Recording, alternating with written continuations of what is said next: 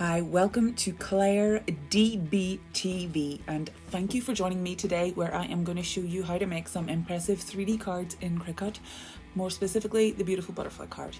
Before we begin, please like, comment, share and subscribe. You know, these are the best things for you to do to help share my mission of mental health and creativity. This is where I got my template from and I will provide a link for you below. So for this tutorial you will need Cricut tools plus the tweezers, Cricut Joy machine. This is the Cricut Joy card mat, which I have absolutely used to death. The idea is that the back of the card goes in the back there and then the front sticks so you can cut and score, but you can see I have absolutely destroyed this. Couldn't get one in time. So this is just going to be the mat that I use, which is never been used before and it's great quality, so it will be sticky. You will also need some contrasting cardstock for behind your little cutout. So right now I am going to take my 12 by 12 centimeters square cards, open it up, and then let me see which direction I'll be going in. Yeah, I want it to be that way because it's inches down the bottom there and centimeters up top.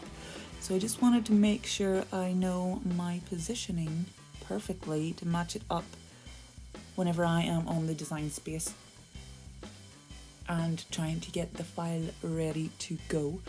Now you want to ensure that your item is, or your paper, your cardstock, whatever it is thoroughly attached to your Cricut Joy machine, because whenever the blade is cutting, if it pulls something up that isn't attached, it will completely destroy your cut and ruin the whole thing. So I'm using this tool in an attempt to flatten it down because I don't want to put my hands on it right now and get any oils or dirt or grease or anything like that onto the card. Not that I have the most bogging hands in the world, but just in case. Now I need to get the iPad and set up put the file in and then change the machine that I'm using, because I have a Cricut Maker machine as well and you can switch between them all.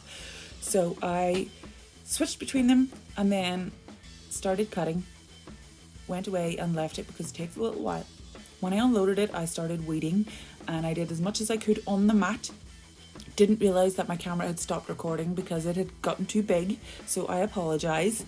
I find it easiest to weed like this by holding both sides of the card with my finger and my thumb so that I can hold on to the really spindly pieces and get them out, either from the back where it won't be seen, because weeding from the front is an absolute nightmare for me. Just for me personally, I don't know if that's true for everybody, but I find it very, very difficult to do on the mat. So if you can get it off in one piece, see that large piece that I just removed, it was a little piece of tooth. Now what that is whenever the Cricut machine cuts and then there's just a little bit of paper just poking out. I pulled on that and the back layer of the paper started to come up.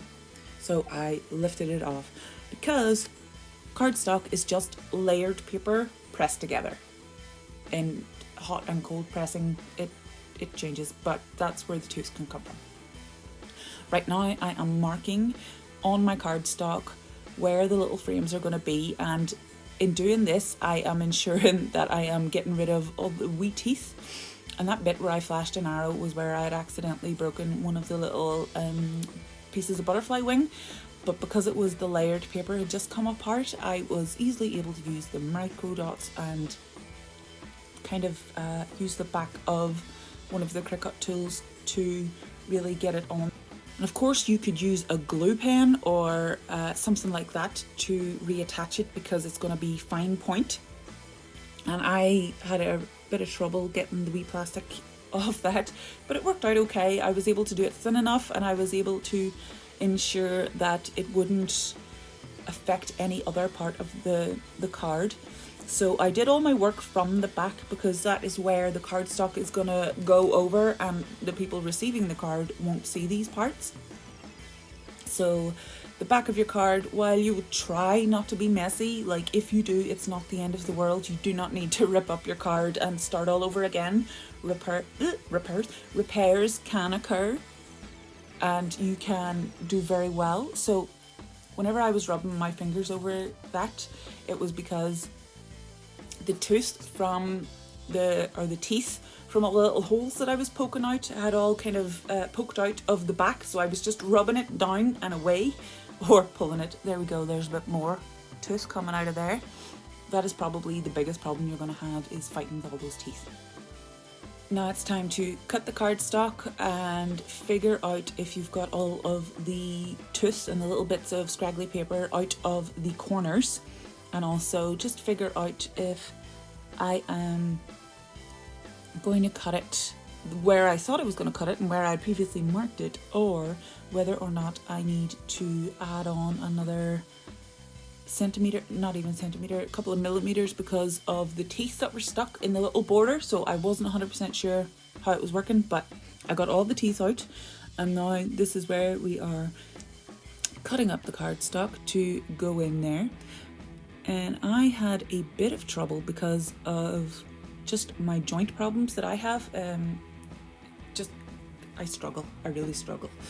And getting those wee bits in there was rather fiddly for me, and I see that I need to push out teeth from just one more of those little corners, but sure, it's no bad thing and no mad rush. So finally, to make it 3D, I would pull those little wings back, but you will need to add in a card protector so that it doesn't get damaged in the mail. Please don't forget to like, comment, share and subscribe. It helps us immensely. And it really helps us to spread the message of healing through crafting, art and creativity. Thank you so much for watching. I really hope that you enjoyed this. Don't forget, you can grab the template below, and Poopers says goodbye.